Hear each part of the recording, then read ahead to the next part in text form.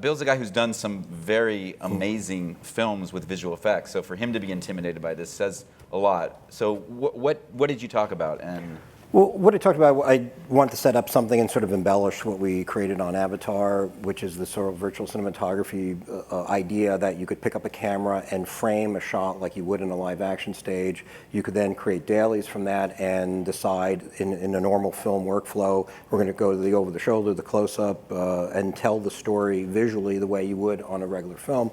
So the idea of having a DP who's fluent in normal photography can make this translation, bring his 30 years experience to this, and we want to get the same thing. So he was intimidated because it was going to be digital, and then I showed him how we would use this virtual camera, and it takes a little bit of getting used to, but once you get it, you get it. I mean, you immediately fall back on your innate ability to compose, to operate, to stage.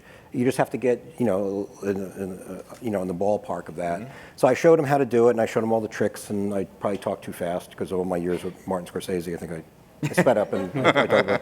So at any rate, so I showed him the stuff, and then he got a little bit intimidated. It's like, well, what do you need me for? And it's like, well, what we need you for is literally your 30 years of professional experience, where we want the film to look like a regular film. It doesn't want to look like a computer-generated film. It wants to have the discipline and the art of that. And we also are going to do, some of it's going to be live action, the backgrounds are going to be computer-generated, but it doesn't want to look computer-generated. It wants to look like we went out in the jungle and we photographed it, and we happened to pick the right time of day and used all the disciplines of normal photography to, even though on a computer you could do anything, you just don't want to do everything. You want it to be limited to things that the audience could recognize as real. It's not like real life real, it's movie real. That was the beauty of the pipeline that Rob set up, because you could take these artists and you allowed them to make these decisions in real time. And we went through this capture phase, like you said, to create kind of video game previs version of it.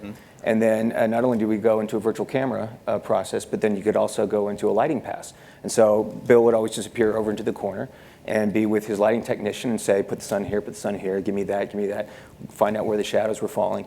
And so already you had all these key decisions going into it, and which you had to make before you ever, we only got baked in. We could only stop choosing once we photographed Neil, because then all of a sudden we have to hold on to that. And we knew, and we also had, we should say here, at the early stages, we had our visual effects supervisors there from MPC. Adam Valdez was a key collaborator.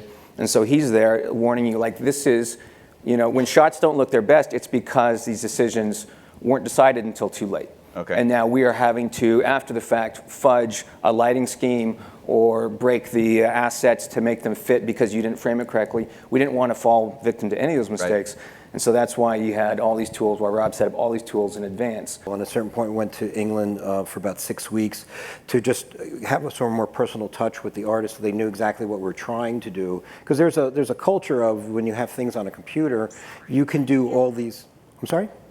Oh. That's sorry. It might be a work call. You might Siri, yeah. But a virtual voice, by the way. But there's a tendency for the artist to want to embellish their shots and make it cooler and nicer, and maybe get rid of the shake or do something. And it's like then show off. But that style, we didn't want to do that. Right. We wanted to do a style that was not something they were used to. And so to keep that going and then getting everybody on the same wavelength, and we had spectacular. It's like.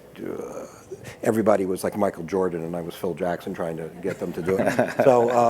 So it was you had A+ material, and they caught on pretty quickly, and then they went, oh, I don't need to spend my time trying to embellish something that you're not going to want anyway. Right. I can spend my time working on other shots and embellishing those and adding a little more realism. And somebody came up with, there's one scene that we were having a difficulty with, making it look real, and one kid heard what we said and came up with his own thing and just added these water droplets on the lens like a GoPro. I think he took it from GoPro footage or something, and it just like changed the scene. Wow. It was like automatically, I kept on saying, it's not working, and all of a sudden this kid did this thing, and it was like, holy shit, that's great. So, the question is, how long will it be before he can do the Jungle Book at home?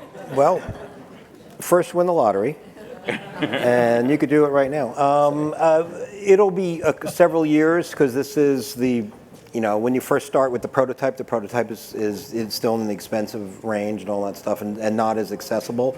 But it's getting very accessible. Virtual cameras now could be done on an iPad, where you could, instead of investing in all the big stuff that we have, you can get a facsimile of it on an iPad, so you can do that portion of the program.